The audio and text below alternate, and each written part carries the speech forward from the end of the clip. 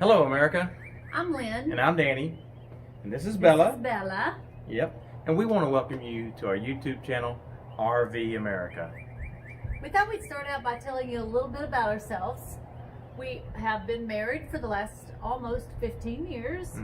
We are total empty nesters, which is great. Right. And we have a huge love of traveling. Yep. And we love to travel, we love the adventure, and what we want to do is take you along on that adventure. So maybe we can share the things we learn along the way as RV newbies, or maybe you can help us. Let's help each other learn this RV lifestyle. That's right. Speaking of our love for traveling, we got an RV. It's new to us, a 2016 Forest River Forester. We call her Frida.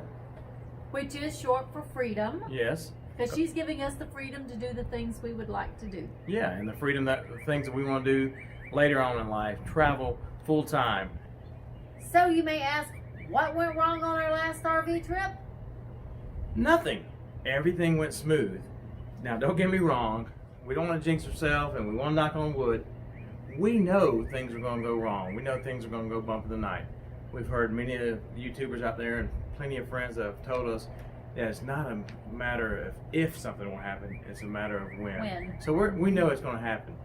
But what we want to do today is share with you 6 things that we learned and things we did that helped our trip go smooth. Number 1, we've learned from other people's mistakes and their successes. We've watched a lot of YouTube over the last several months, and I mean a lot of YouTube. And there are a lot of people out there you can learn from. Yeah, we want to learn. We wanted to learn from them and from their mistakes. So it really helped us understand what we should do and what we'd avoid to do. And those things really, really helped us, and I think it will help you too. Because we're newbies and we're very green. The second thing that I feel like we did that helped us was we developed checklists. As Lynn said, more than one checklist, yeah, right? He developed a lot of checklists. I don't think there was a lot of we in it. I think it was more he developed a lot of checklists. And I'm that type of person. I like to have a checklist. And Lynn was fixing to say, you know, we have a setup, a tear down the night before, the tear down when you leave, things to take with you. There's several checklists that we have, and we'll be glad to share those in a future video, and I'll let you actually download those in a future video. But we felt like, and I actually got these from other YouTubers or from online, from friends, and I customized them for our RV, and I always suggest you do that. Just don't take a generic one. Try to customize it to yours, so that way you're able to use a checklist. In fact, Lynn was able to use a checklist. You know, we want to make sure she was able to set up and tear down the RV just in case something ever went wrong, and so we'll share that on another video in the future. We keep all of our checklists on one app, and it's Google Keeper, which is absolutely amazing. But it's shared between the two of us, so we can each check off things, and the other one sees it and knows that it's completed. And at the end of the day, we don't have to do a new checklist. We have to click uncheck all, and everything goes back as it was before, which is absolutely wonderful. Yeah, and I'll show you a screenshot here in just a second. But it's something that we're able to, like Lynn said, check when it's done. We're able to ask, hey, did you get this? Let's check it. And we're able to follow up with each other, so we make sure through helping each other, we know something's actually done and done right. So the third thing? The third thing is that we were packed and organized the RV well in advance of our major trip. That's right. We wanted to make sure that we didn't leave that at the last minute. We've heard horror stories. And then the next thing that we did that we think really helped us is that we took a lot of short trips. Well, actually, we took 3 short trips just around in our general area to campgrounds and learned a lot. Yeah. They were short trips, no more than an hour away, and we were able to travel and feel what it looks like to drive the RV. We were able to set it up. We were able to tear it down and spend 2 to 3 nights in it. So it really helped, and that's a big one. I think I've heard some people talk about they got their RV on Thursday and took a big trip starting Friday, went across the country, and those things are when things can go wrong. So I encourage you to get the RV, get it organized, plan it out, and make sure that you have everything you need. And then the last thing that we did that we think really helped us is that we took a lot of short trips. Well, actually, we took 3 short trips just around in our general area to campgrounds and we were able to travel and feel what it looks like to drive the RV. We were able to set it up. We were able to tear it down and spend 2 to 3 nights in it. So it really helped, and that's a big one. I think I've heard some people talk about they got their RV on Thursday and took a big trip starting Friday, went across the country, and those things are when things can go wrong. So I encourage you to get the RV, get it organized, but take those short trips so you can get a feel and you can fully understand the ins and outs of your RV. And one thing that really helped us on our short trips, we had some friends that were local, Paula and Jeff. Hey Paula, hey Jeff. And they went with us and stood over us. For instance, the first time he dumped the sewer. Yeah.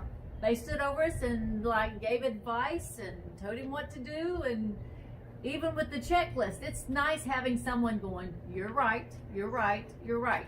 Yeah, So, you're nervous. It's the first time to do it. You've heard all the horror stories of hoses slinging around and such, and you're kind of nervous. You're scared.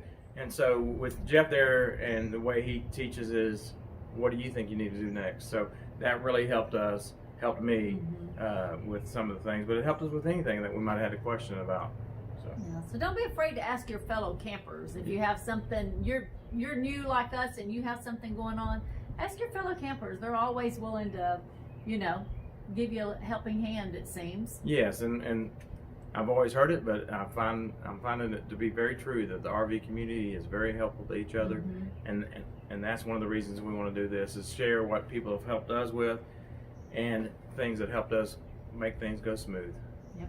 So the fifth thing is, call us crazy. I know what you're going to be saying back there, but we travel with Bella and 2 cats. And we had to get our pets acclimated. You don't want to take your first big trip and throw the pets in the RV and say, good luck, let's go with it. You wanted to get them in the RV. We took them on these short trips, and we wanted them to know where their safe place was. We wanted them to feel comfortable in the RV, and we wanted them to just get used to the rattles and the, how Class C can be. You're sitting there, so you hear things rattle from time to time, or the bumps. So we really felt like we needed to get our animals acclimated, and I think it really helped. I think it did help them because they had a good trip too. They enjoy sitting in the windows and watching out and seeing the animals that are all scrambling around the campground, and they just have their favorite places they go to and hang out. Yeah, so they really found their place, and once we set up camp, they really found their place to so they can see the wildlife or the campers go by. So they really enjoyed it. So we were so glad we got them acclimated. The sixth thing and the final thing is plan your route. That's right. Very important. Yes, you don't want to wait till you're half a block down the road, which we got to put it in the GPS. So go ahead and put it in the GPS. Think about your route. Think about the size of your rig. Class C, ours is only 11.5, so we didn't have any trouble. But there's some big Class A's out there and big fifth wheels that might run into a problem as they get into some off the beaten path, small roads and out in the country and such. So always make sure you're planning your route and looking at those kind of things. So those are our 6 things that we felt like helped us, that made it go smooth and not have any problems. And like I said, I don't want to jinx us. We know something's going to go bump in the night. We know it's not if, it's going to be when, and so we want to be ready. But the more confidence we have through these 6 things that helps us along the way, we feel like it's going to help us in the long run. So we know it's going to happen, but we want to share these with you so maybe you can have a very successful trip and build confidence in what you're doing too. And you had a question of the day, correct? That's right. So tell us about what went wrong or what went right on your first RV trip. Or your last RV trip. Yes.